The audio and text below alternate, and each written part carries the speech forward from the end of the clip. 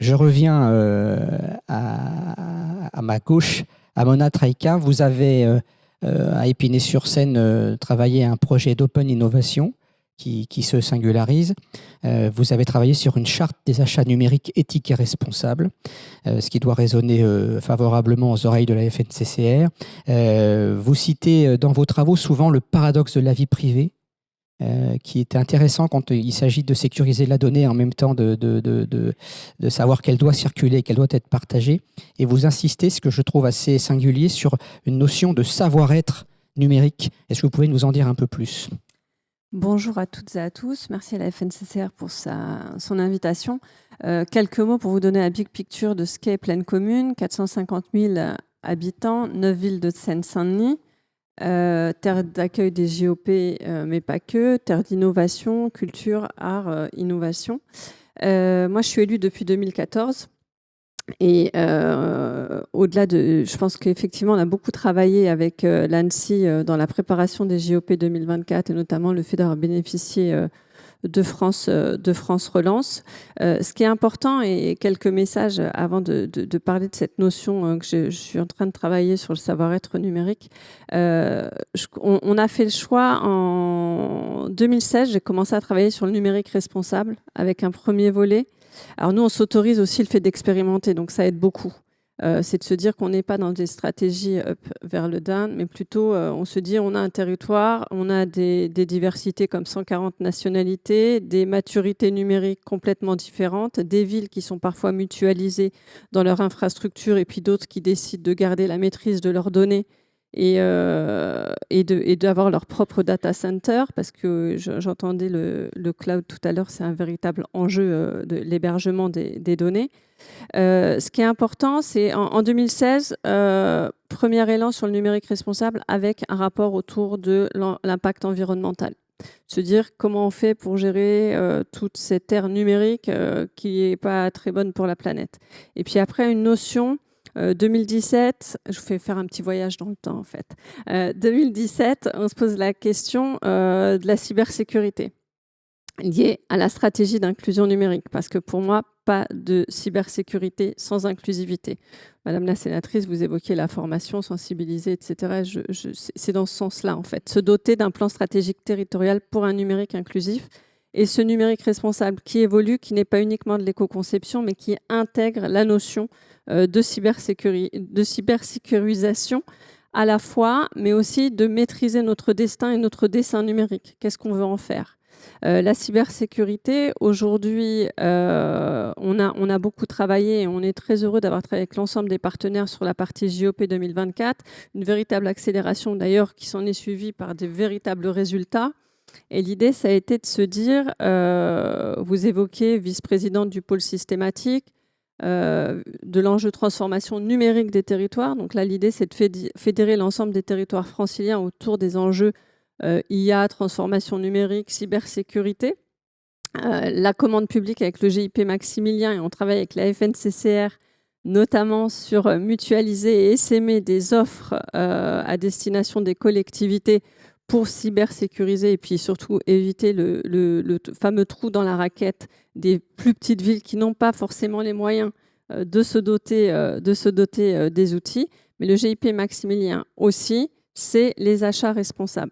Et les achats responsables, ce n'est pas uniquement des achats où on maîtrise l'enjeu environnemental, mais on maîtrise la sécurité.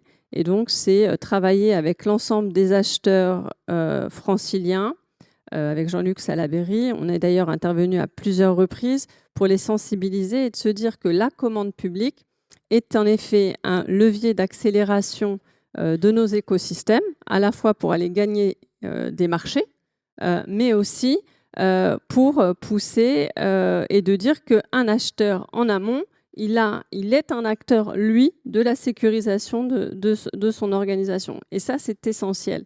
On le fait, donc j'entendais dans la précédente table ronde, on est prêt à faire, on le fait, ça fonctionne, on travaille avec les acheteurs et on avance. Vous parliez d'extraterritorialisation. À Plaine Commune, on a de nombreux data centers. On s'est posé la question de qu'est-ce qui se passe, parce que j'intervenais à Vivatech et je disais le cloud, c'est pas un concept, hein, ça atterrit sur des infrastructures qui sont installées dans nos territoires.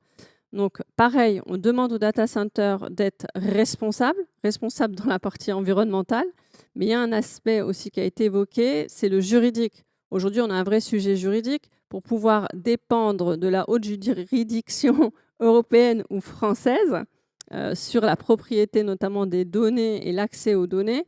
On a un vrai sujet et on travaille justement on est même dans l'antre du SGDSN, les services du Premier ministre. On travaille avec eux sur une stratégie de résilience plus globale. Et là, pourquoi je vous parle de résilience? Parce qu'en fin de compte, la sécurité ou la cybersécurité, l'espace réel ou le cyberespace, aujourd'hui, ne font qu'un. Aujourd'hui, on doit assurer un continuum. On voit bien que les cyberattaques, on en parlait en préparant cette table ronde, elles sont aujourd'hui hybrides. Elles peuvent parfois faire de l'ingénierie comportementale, de la manipulation comportementale dans le monde réel pour atterrir dans un monde du cyberespace où on va poursuivre cette cyberattaque. Donc, tout ça pour dire que les écosystèmes aujourd'hui, c'est essayer de donner on sait tous la fameuse phrase du général Boger, la question, c'est pas de se dire quand est-ce qu'on va être cyberattaqué, c'est suis-je suffisamment préparé. L'idée, c'est de se dire, appuyons-nous sur nos universités, les formations, vous parliez à tout âge, il faut être formé, formation, on crée des nouveaux métiers de demain, avec de la féminisation, etc. On met aussi un effort particulier avec les écosystèmes Deep Tech européens, et on a fêté les 20 ans du pôle systématique, emblème au EDF Lab Innovation du côté de Saclay, où on se dit, moi j'ai été hyper ravie parce que quand on travaille avec eux depuis plusieurs années et qu'on dit on va faire du cyber by design, du RGPD by design, et qu'on va s'assurer que les réglementations elles soient bien respectées, et que vous avez des startups qui sont identifiées comme des taux de croissance à 20%, ce qui n'est pas négligeable, et qu'elles se auto-challenge au moment de la conception de leur solution pour s'auto-cyberattaquer et de voir comment réagissent leurs systèmes, moi je dis bravo. Donc là-dessus, c'est aussi de dire un message positif, de dire on est tous et tous mobilisés, écosystème, État, collectivité, pour faire avancer les choses. Alors cette notion de savoir-être numérique, je vous passe les détails, on les connaît un petit peu tous, mais on sait tous qu'en matière de cybersécurité et de sécurité, il faut répéter les messages pour qu'ils s'inscrivent bien et qu'ils se cristallisent dans les esprits. Cette idée de savoir-être numérique, c'est que le constat est de se dire, en 2020, on a vécu une épidémie, on a dû toutes les collectivités ont dû switcher sur des modèles hybrides, toutes n'avaient pas la même maturité en matière de protection. Conclusion, on a ouvert des portes. Effectivement, on a ouvert des portes, mais on a ouvert des portes à des personnes qui, comme vous et moi, on a une vie privée, on a une vie professionnelle. Les agents, c'est la même chose. Et l'idée, ça a été de se dire comment on fait que pour avoir... Alors, il y avait cette notion de geste barrière cyber. Je fais attention, je ne clique pas, etc. Donc ça, on a mis en place tout un tas de learning, d'e-learning et d'accompagnement. Mais l'idée, c'est comment je peux, comme dans le domaine professionnel, on vous demande des soft skills, comment on peut travailler sur des compétences numériques qui vont vers du savoir-être numérique. Comment je fais pour qu'un collaborateur, quand il intègre une organisation, il ait les bons réflexes, les bons comportements.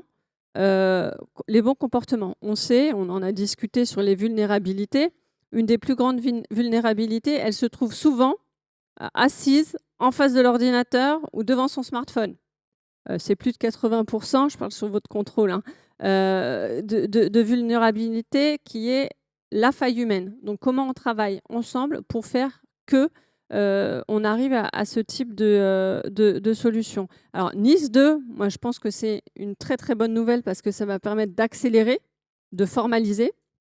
Et à Épinay-sur-Seine, dont je suis élue, une ville de 55 000 habitants, on a fait un vaste programme d'open innovation en 2014-2020, où l'idée, ça a été impliquer, sensibiliser, former, mais surtout travailler avec les maires des 9 villes et de leur dire « Attention, messieurs et madame, attention, parce que vous avez un rôle dans la gouvernance et dans la gestion de crise.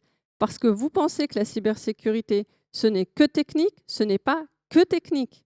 La cybersécurité, la gestion des données, c'est à la fois de la gestion des données qu'on peut avoir dans les logiciels qu'on achète, ça c'est ce que je disais tout à l'heure, commande publique, cyber by design, on implique les acheteurs, mais c'est aussi des achats de services. Une collectivité qui fait appel à une société de communication pour avoir des mailings ou organiser des événements, il y a un échange de données. Alors, données stratégiques ou pas, chaque collectivité en conviendra, mais ça veut dire que ce n'est pas qu'un sujet de technique. Donc, il y a un sujet de management des ressources, parce qu'on l'a vu dans certaines collectivités où il y a eu des cyberattaques. Alors, avant, les gens n'osaient pas le dire. Maintenant, ils ont tendance à le dire, heureusement, quelque part. Ça a créé des ravages au niveau RH management dans les services. Ça a créé des vrais sujets de remise en question de compétences. Et donc, il faut aussi qu'on accompagne les compétences de nos agents pour les faire monter en compétences, en assurance, et puis s'assurer que tout se passe bien. L'idée, c'est tout simple, c'est de se dire NIS2 va être un accélérateur. On va apprendre chacun à se cybersécuriser ou même se protéger. J'aime pas trop dire que cybersécuriser parce qu'en fin de compte, il faut aussi... c'est lié à tout ce qui est de l'ordre de la direction de la sécurité sûreté aussi, des vrais sujets d'hybridation de la menace. Il y a de l'intelligence économique à traiter.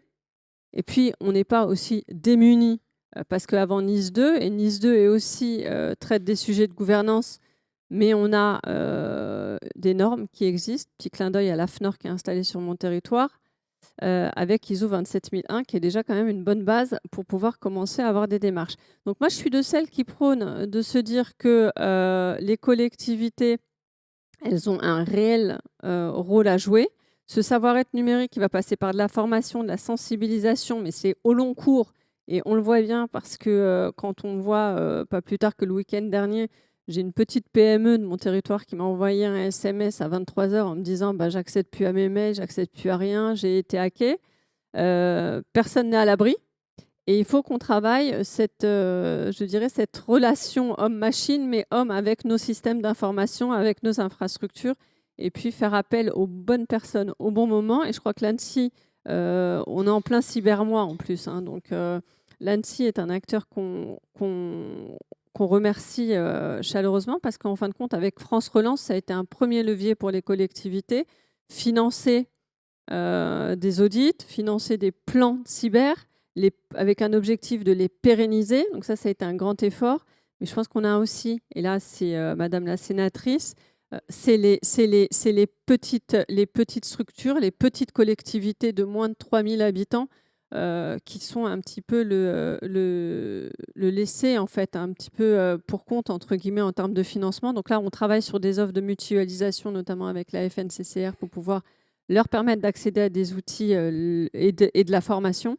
Mais je pense que ce que ça va nous apprendre, c'est accélérer et puis de se dire qu'individuellement, chaque collectivité va pouvoir participer à la protection collective de notre État et puis plus largement de notre souveraineté.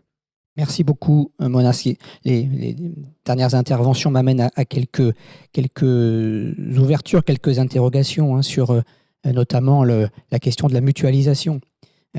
Si les collectivités les plus importantes ou les établissements publics de coopération les plus importants sont appelés à une maturité normée, ce ne sera jamais que la maturité normée d'eux-mêmes et pas des communes membres de ces intercommunalités. Et donc la question de la mutualisation paraît un élément d'investigation, ce qui peut éventuellement aussi passer par la question de la compétence. Ça a été évoqué dans la table ronde précédente, de pouvoir donner une compétence, et donner la capacité de la mutualiser immédiatement, et celle de la gestion de la donnée et de la sécurisation de la donnée peut-être. On parle beaucoup de sécurisation des données. Pour avoir vécu cette acculturation avec des élus de tous bords et de toute maturité en matière d'usage, on parle plus de sécurisation des services liés aux données. Ça rejoint ce que vous évoquiez tout à l'heure sur le privacy paradox. On s'est focalisé pendant de nombreuses années sur il faut absolument sécuriser la donnée. Il faut sécuriser la donnée. Mais aujourd'hui, on s'aperçoit que, effectivement, à l'époque, les données territoriales et les données des collectivités, c'était les plus précieuses, les mieux qualifiées. Aujourd'hui, on voit bien, tous les jours, on apprend une nouvelle cyberattaque et on apprend une cyberattaque de France Travail, de collectivités, etc. On va dans le dark web, on trouve toutes les informations. Donc la question, pour moi, ce qui est fondamental, c'est qu'on est en train de switcher vers une sécurisation des services et des cas d'usage de la data. On n'est plus sur de la data pure comme avant. Exemple, Free se fait hacker, 19 millions d'abonnés, 170 000 $, la base vendue sur le dark web. Est-ce que c'est la donnée qui est... je vous laisse faire la division. Vous allez voir, le coût d'un abonné Free, c'est pas très cher. Donc en fait, on n'est plus sur la sécurisation des services. Et quand vous parlez, pour dialoguer avec les présidents de métropole, les maires de toute taille en France, on voit bien que quand on parle de sécurisation d'un service aux citoyens, on parle tout de suite de confiance dans le rapport entre l'élu et le citoyen. Et là, on change de paradigme et on change la manière d'aborder les choses. Donc, on n'est plus sur de la sécurisation de données atomiques, mais on est sur un service. Quand vous avez le maire d'Angers qui fait une vidéo remarquable pour l'ANSSI, et je crois que ça a été un des plus grands ambassadeurs, en tout cas de la cybersécurité et du besoin de sécuriser les services et de fait la donnée. Mais en tout cas, c'est les services aux citoyens. C'est quand vous avez une cyberattaque et que la mairie est complètement out. Moi, j'appelle ça le blackout numérique.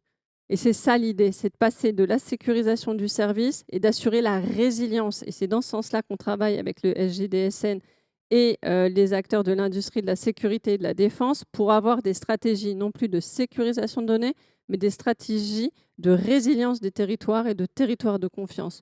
Notre devoir reste, en tout cas de mon balcon de collectivité et d'interco, d'assurer la continuité de service, la reprise d'activité et le service aux citoyens 24 heures sur 24, 7 jours sur 7.